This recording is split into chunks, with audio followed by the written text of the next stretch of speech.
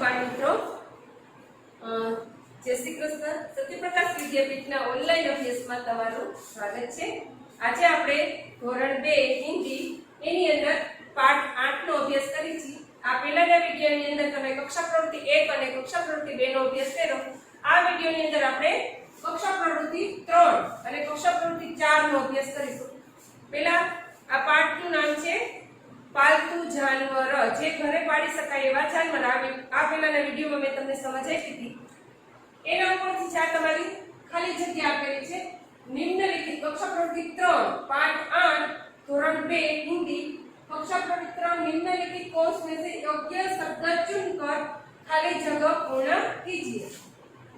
पहली खाली जग्या छे गाय हमें खाली जग्या देती है। गाय हमें खाली जग्या आपे छे। શું આપે છે ગાય આપણને? અહીંયા આન્સર આપેલા છે કૌંસની અંદર दूध અને ઘી। તો ગાય આપણને પહેલા શું આપે? दूध। તો આપણે અહીંયા અંડરલાઈન કરીશું અને ત્યાર પછી અહીંયા આન્સર લખીશું એનો गाय हमें दूध देती है। क्या देती है? दूध। गाय हमें दूध देती, गाय हमें दूध આપે છે। ત્યાર પછી ઘોડા खाली जग्या में काम आता है। तो यहाँ कौंसની અંદર सवारी અને કામ આપેલું છે। આપણે ભણ્યા સવારી ઘોડા શેમાં કામ આવે? ઘોડો સવારીમાં। તો આપણે અહીંયા લખીશું સવારી। બીજી ખાલી જગ્યાની અંદર સવારી। ઘોડા સવારી में काम आता है। ઘોડો સવારીમાં કામ આવે છે। ત્યાર પછી ખાલી જગ્યા रेगिस्तान का राजा है। तो रेगिस्तान का राजा कौन है?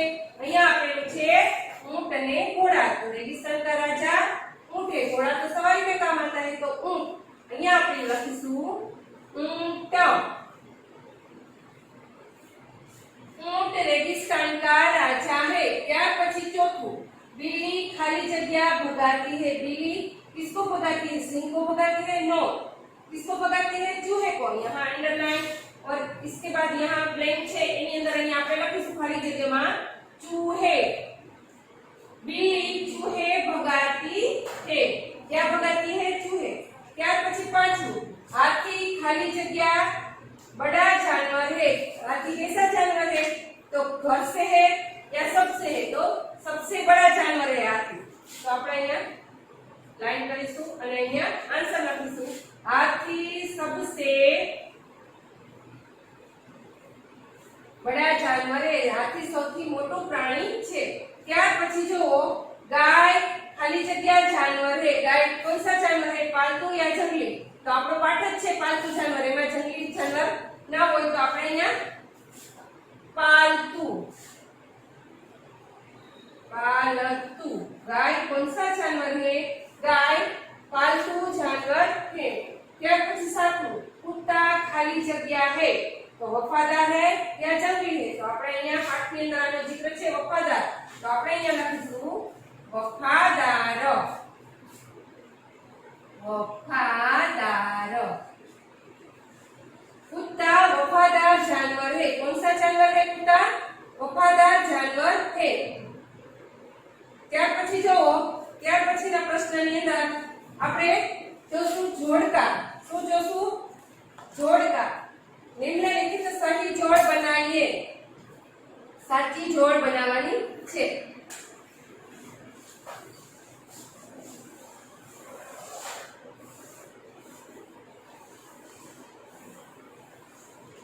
એમાં પહેલું છે ગાય, કૂતા, બિલ્લી અને ગધા।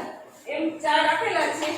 वफादार जानवर, दूध देती है, धोबी का दोस्त और चूहे भगाती। તમને ફટાફટ આવડી જશે કારણ કે મોસ્ટ ઓફ આ પ્રશ્ન બધા રિપીટ થાય છે। પ્રશ્નના જવાબમાં ખાલી જગ્યામાં મને ઓળખો એમાં અને જે પાઠ સમજાયો તેની અંદર પણ અલગ અલગ રીતે તમને આની અંદર જોડકા ખાલી જગ્યા અને પ્રશ્ન જવાબ આપેલા। તો અહીંયા ગાય क्या देती है? પહેલા જોઈ લેવાનું ગાય। તો ગાયને આપણે ગાય વિશે ભણ્યા એમાં શું હતું? ગાય दूध देती है। તો અમારા સેકન્ડ નંબર ઉપર છે ગાય दूध देती है એની સાથે જોડીશું। ત્યાર પછી છે કૂતા। કૂતા શું હતું? वफादार जानवर है। तो અહીંયા આપણે કૂતાને અહીંયા ઉપર આપેલું છે वफादार जानवर है એની આરે જોડીશું। ત્યાર પછી બિલ્લી। ત્રીજા ક્રમ પર છે બિલ્લી। બિલ્લી क्या करते हैं? बिल्ली चूहे भगाती है। तो આપણે અહીંયા बिल्ली चूहे भगाती है। ત્યાર પછી જો ગધા। गधा क्या है? गधा धोबी का दोस्त है। तो આપણે અહીંયા જોઈન્ટ કરીશું, આની સાથે જોડીશું બધા ધોબી का दोस्त है।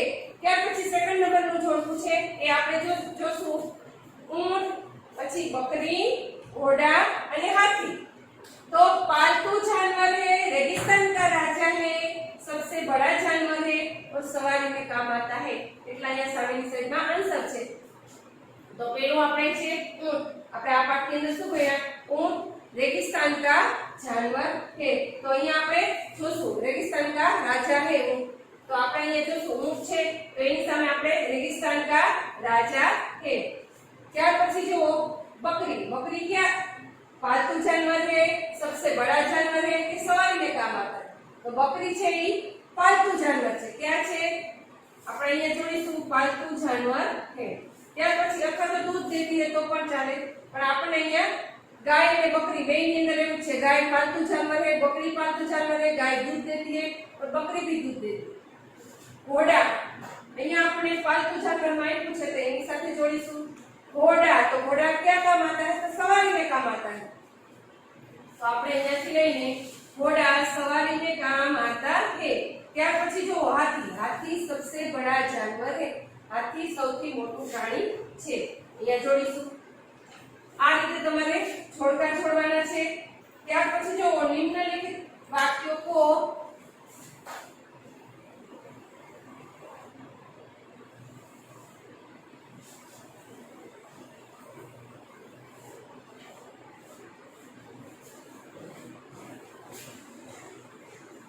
ત્યાર પછી નિમ્નલિખિત વાક્યો को पढ़कर सुंदर अक्षर में लिखिए। જે વાક્યો છે એ જોઈને જ લખવાના છે, જોઈને તમારે વાક્યો લખવાના છે। હું તમને અહીંયા એક કે બે વાક્ય લખી દઉં છું, અહીંયા બતાવી પછી રીડ કરી દઉં છું, તમારે એ રીતે જોઈને લખવાના છે। એમાં પહેલું વાક્ય છે ગાય दूध देती है। તો ગાય दूध આપે છે। અહીંયા આપણે લખીશું જોઈને જ છે એટલે ગાય सुंदर अक्षर में लिखिए એટલે જોઈને જ લખવાનું છે। નીચે ગાય दूध देती है, આવી જ રીતે નીચે લખવાનું છે। ઉપર જે વાક્ય છે એ જ રીતે ગાય दूध देती है પછી ખડી પાય અહીંયા છે જ એ જ રીતે નીચે લખવાનું છે। એ રીતે બીજું હું તમને લખી દઉં છું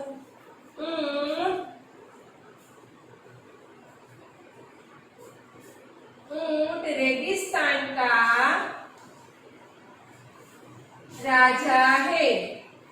ऊंट रण प्रदेशનો રાજા છે, રણનો રાજા છે। ત્યાર પછી ખડી પાય આવી જ રીતે જોઈને નીચે લખવાનું છે। ત્યાર પછી ત્રીજું વાક્ય છે ગધા ધોબી का दोस्त है। એ પણ તમારે અહીંયા જોઈને લખવાનું છે। ચોથું વાક્ય છે कुत्ता वफादार जानवर है। तो એ પણ નીચે જોઈને લખવાનું છે कुत्ता वफादार जानवर है। એવી જ રીતે જોઈને પાંચ વાક્ય છે। गधा धोबी का दोस्त है, પછી कुत्ता वफादार जानवर है। ત્યાર પછી પાંચમું बिल्ली चूहे भगाती है। એવી જ રીતે અહીંયા તમારે बिल्ली चूहे भगाती है આવી રીતે તમારે લખવાનું છે। આ શું હતું? સુંદર અક્ષરે લખો, સુંદર અક્ષરે લખવાના છે। હવે અહીંયા જુઓ નીચે આપેલું છે કે નિમ્નલિખિત ખાલી જગ્યા में पालतू जानवर के नाम लिखो। હવે पालतू जानवर જે છે એના નામ લખવાના છે, પણ હિન્દીમાં લખવાના છે। કેવા લખવાના છે? હિન્દીમાં। પેલું તમને આવડે, મમ્મી પપ્પાની મદદથી તમને આવડે એવા નામ પણ લખી શકો છો, પણ पालतू जानवर એટલે પાળી શકાય એવા જાનવરના નામ લખવાના છે। પેલું આપણે અહીંયા લખીશું ગાય, गाय। પછી લખું છું બકરી, બકરી। ત્યાર પછી कुत्ता, कुत्ता। घोड़ा, घोड़ा। આ બધા પાલતુ જાનવર છે, ઘરે પાળી શકાય એવા। હાથી, આ પણ પાલતુ જાનવર છે। તમને પ્રશ્ન થાય હાથી પાળી શકાય? હાથી પાળી શકાય, પણ આપણે અહીંયા ન પાડતા હોય છે। ત્યાર પછી ઊંટ, ઊંટ પણ પાળી શકાય। गाय, बकरी, कुत्ता, घोड़ा, हाथी, ऊंट, बिल्ली। बिल्ली પણ પાડી શકાય. ચૂહે ભગાતી હે બિલ્લી, બિલ્લી પણ પાડી શકાય. ત્યાર પછી ગધા, ધોબી કા મિત્ર હે ગધા. જે કુંભાર હોય એ ગધેડાને વધારે પાડે અને ધોબી પણ એના કપડાની લેનદેન માટે અને કુંભાર માટીની લેનદેન માટે ગધેડાને પાડે છે, ગધાને.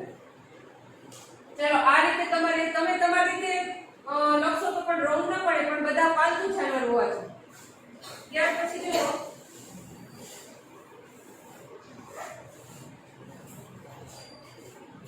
લિંગ જ્ઞાન. લિંગ જ્ઞાન એટલે શું? કક્ષા પ્રવૃત્તિ 4 એની અંદર આપણે અત્યારે અભ્યાસ કરીશું લિંગ જ્ઞાન, સ્ત્રીલિંગ અને પુલ્લિંગ. લિંગ જ્ઞાન એની અંદર તમારે ઈ ભણવાનું છે, મેલ ને ફિમેલ. તો લિંગ જ્ઞાનની અંદર દાખલા તરીકે અહીંયા છે લડકા, લડકા હોય તો લડકી, પછી મોર હોય તો મોરની, બેલ હોય તો શું આવે? ગાય, વાલા તો વાલી ન, અને રાજા હોય તો રાણી. આ લિંગ પરિવર્તન. પુલ્લિંગ છે તો અહીંયા પુલ્લિંગ છે તો સ્ત્રીલિંગ લડકી, મોર છે એ પુલ્લિંગ તો મોરની સ્ત્રીલિંગ છે, બેલ પુલ્લિંગ તો ગાય સ્ત્રીલિંગ, વાલા પુલ્લિંગ છે તો અહીંયા વાલી ન, અને રાજા અને રાણી, રાજા પુલ્લિંગ રાણી સ્ત્રીલિંગ. અહીંયા તમારે લિંગ પરિવર્તન આ રીતે શીખવાનું છે. અહીંયા વાક્ય આપેલા હશે અને સામે સેમ તમારે એનું ટ્રાન્સલેશન મીન્સ કે એનું લિંગ પરિવર્તન કરી અને તમારે લખવાનું છે. અહીંયા એક આપેલું છે ય લડકા હે, એનું લિંગ પરિવર્તન આપેલું છે યહ લડકી હે. વાક્ય લખવાનું છે. નીચેનો જે આ શબ્દ છે એ શબ્દ જે સેમ થશે, અલગ થશે, બાકીનું આગળનું પાછળનું સેમ હશે. ય લડકા હે આ એક્ઝામ્પલ આપેલું છે, એની નીચેથી તમારે લખવાના છે. પછી ત્યાર પછી બીજું ચિત્ર છે યહ બેલ હે. તો આપણે અહીંયા શું લખવાનું? આ શેનું ચિત્ર છે? ગાયનું ચિત્ર છે. શેનું? ગાયનું. તો આપણે અહીંયા લખીશું આપણે યહ ગાય હે. તો અહીંયા લખવાનું છે ગાય, યહ ગાય હે. પછી ખડી ગાય. ય લડકા તો લડકી, ય બેલ હે તો ય ગાય હે. ત્યાર પછીનું ચિત્ર જુઓ. ત્યાર પછી કિંગ રાજાનું ચિત્ર છે. તેનું કિંગ રાજાનું ચિત્ર છે. યહ રાજા હે આ રાજા છે. તો અહીંયા ક્વીન આપેલું છે. કિંગ છે તો ક્વીન, ક્વીન એટલે રાણી. આપણે હિન્દીમાં રાણી બોલીશું. યહ રાજા હે તો યહ રાની હે. ક્યાં હે? રાની. યહ રાની હે. ખરી વાત. આ રીતે વાક્ય લખવાનું છે. ત્યાર પછી જો આ મોરનું ચિત્ર છે. શેનું ચિત્ર છે? મોરનું. યહ મોર હે. આ મોર છે અને આ યહ ઢેલ. આ મોરનીનું ચિત્ર છે. મોરની એટલે એ ઢેલ છે, તમે કહી. યહ મોરની હે. યહ મોરની હે. ખરી વાત. ત્યાર પછી જો